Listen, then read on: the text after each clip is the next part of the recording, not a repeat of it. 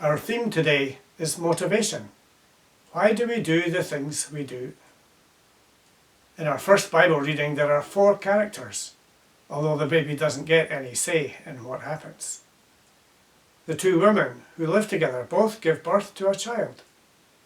The second baby dies, and the mother swaps her dead baby for the other woman's baby. Why does she do that? What is her motivation?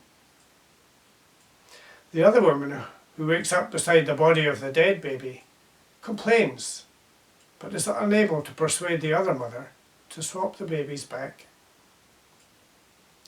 Even in those days, almost 1,000 years before Jesus, the Jews had a strong system of justice and law. The king was the ultimate judge, and so the 2 mothers eventually end up before him. 2 mothers who each claim the living baby, and there are no witnesses. The king makes a bizarre judgment to give each mother 1/2 of the baby. The true mother gives up her claim to the baby so that the child will live. Why does she do this? What is her motivation?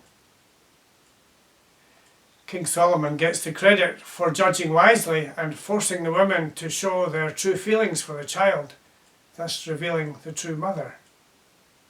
What was his motivation? What would have happened if his decision to have the child had not forced the mothers to reveal the true mother? The biblical record doesn't answer any of these questions. The events were recorded because they showed the wisdom of God that God brought to bear through King Solomon. The mother whose baby died was bereft in her grief. She wasn't thinking.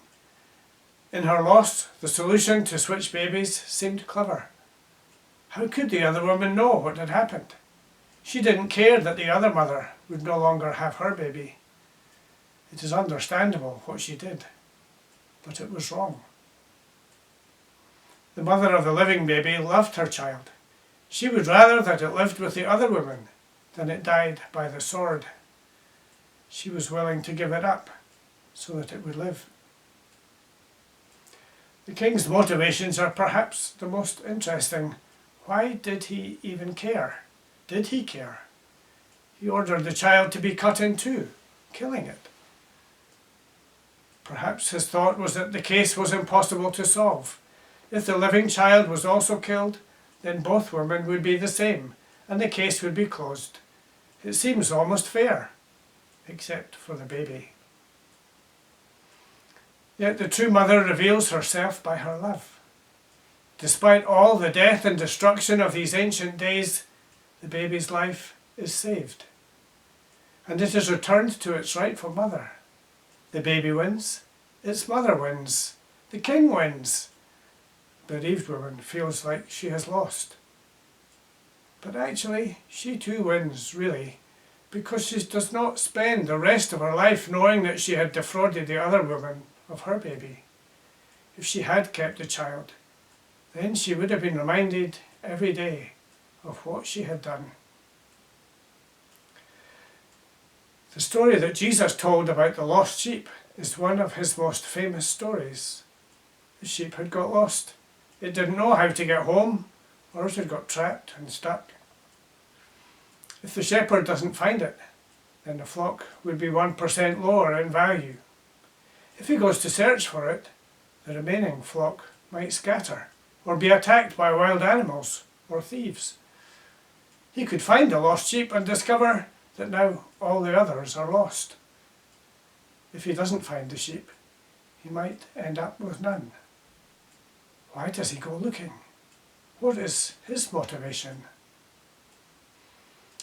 Well, the story is told after Jesus was accused of eating with the wrong people, the folk that the respectable people didn't like, folks whose skin was a different colour, or who spoke a different language, or who helped the enemy government, or who broke the religious laws. You can't win them over by hating them and discriminating against them. You have to share their lives and listen to them and help them. Then they will see that you love them and care for them and help them. Then they will listen to you, and then perhaps they will change their ways if they can. Or perhaps we will realise that we need to change our ways, because it's us who needs to change and not them. The Good Shepherd goes to find the lost sheep because he loves it, and he wants it to have the best life possible. That's how God loves you.